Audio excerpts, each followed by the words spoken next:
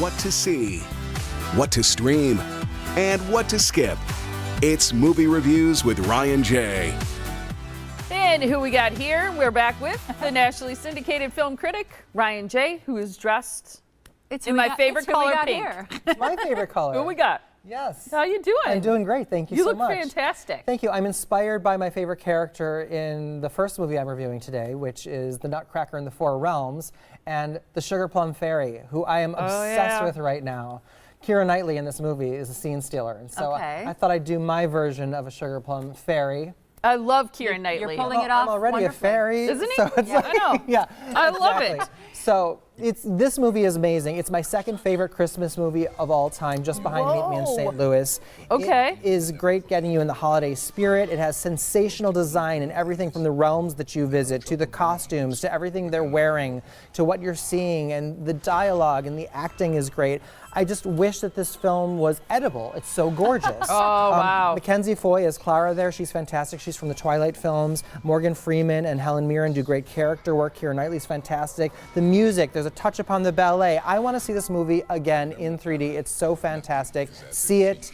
It's an instant Hollywood classic. I just loved it. Okay, for kids too? Families, it's Disney. Okay, I like it. It's awesome. Now here's what I'm excited about.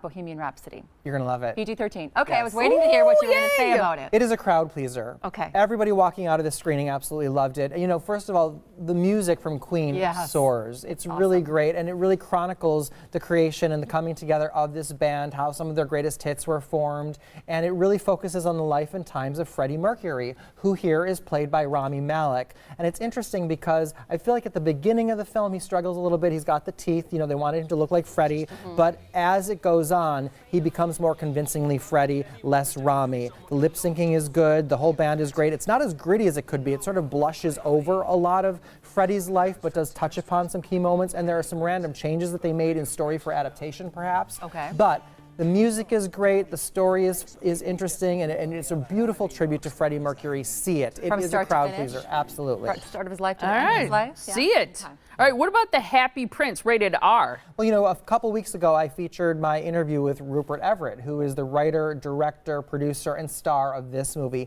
He plays Oscar Wilde, and it focuses on the end of his life, when he's out of exile. He had gone to jail at the time it was criminalized to be a gay man. So he'd gone to jail, he gets out of jail, he's exiled outside of London, and you see how he keeps and retains some joy in his life at the most difficult time. He's nearing death. It's the swan song of his life, but he has joy and he has fun, and it's the relationships that he builds, and there's still some humor here. So I absolutely loved it. It's a tour de force performance for Rupert Everett in every sense of the word. It's a smaller indie film, but see it if you're in the mood for something like that or a fan of Oscar Wilde. Will he get an Oscar nod? He may. I know that he's doing a lot of promotion for it, so we'll see. All right, and the fourth one is Can You Ever Forgive Me, rated R. This is another biopic about celebrity biographer Lee Israel, here portrayed by Melissa McCarthy in her best performance. It's a dramatic performance. What's interesting about Lee Israel is she's a character who, in the audience, you're relating to her. She's relatable, but at the same time, she crosses the line immorally and starts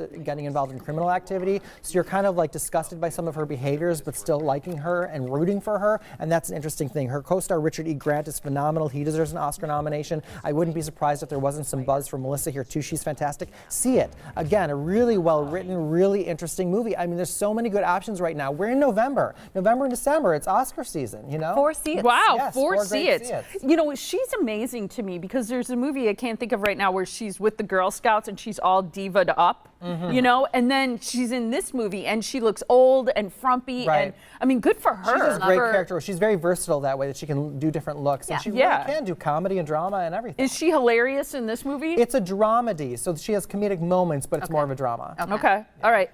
What do you want to say about the Matrix trilogy? The Matrix trilogy, for the first time, is released on 4K. And it looks exquisite. I had not actually seen these movies before I got this 4K pack, and all three movies here are fantastic. There's amazing, amazing extras.